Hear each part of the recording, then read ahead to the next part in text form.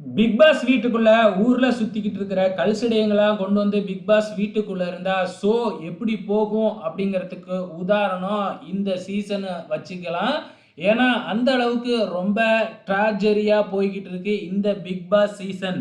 நம்ம பிக் பாஸே வந்து பாத்தீங்கன்னா பேர் சொல்லி கூப்பிட்டாலும் அவங்க சொல்றதுக்கு ரெஸ்பான்ஸ் கொடுக்காம சண்டை போட்டுக்கிட்டு இருக்கிறாங்க. எவ்வளவோ முறை பிக் பாஸ் வந்து பார்வதி பார்வதின்னு கூப்பிடுறாங்க. ஆனா இந்த பார்வதி அதெல்லாம் கேட்காம வந்து பார்த்தீங்கன்னா, சண்டை போடுறதுலயே குறியா இருக்கிறாங்க.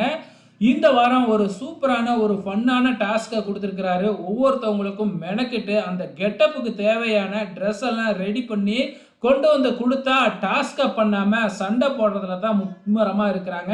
இதுக்கு எதுக்கு இவங்களுக்கு வந்து பார்த்தீங்கன்னா, டாஸ்க் எல்லாம் குடுக்குறாங்க அப்படிங்கிற மாதிரி தான் தோணுது. பேசாம அவங்களோட காஸ்டியூம்லயே சண்டை போட்டுக்குங்க அப்படின்னு விட்டுறலாமோ அப்படிங்கிற மாதிரி தான் இருக்கு. ஸோ இந்த ப்ராப்பர்ட்டிக்காக எவ்வளோ செலவு பண்ணியிருப்பாங்க பிக் பாஸ் டீமு.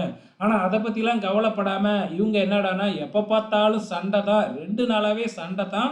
ஒரு ஃபன்னு ஒரு என்டர்டெயின்மெண்ட் எதுவுமே இல்லை அப்படிங்கிற மாதிரி தான் இருக்குது.